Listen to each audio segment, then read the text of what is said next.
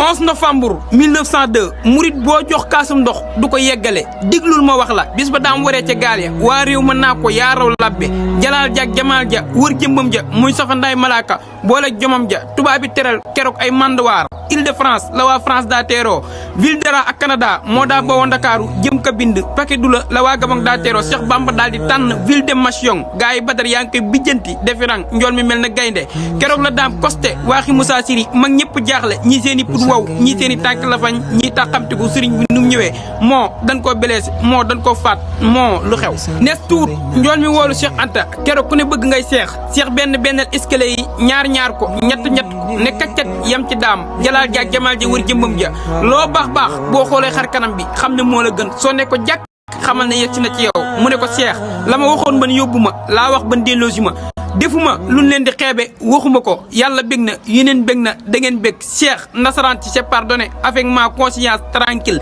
keroog la islam am ndam dëgg taxaw ay kàcc mab ba faw alxaqu saabitun wa amal baatilu wa in ala fasaiqun wa saafilu gaa yi Bamba du moroomam kàccoor mbaaxi tukkal kenn du ko pargal ngàccoor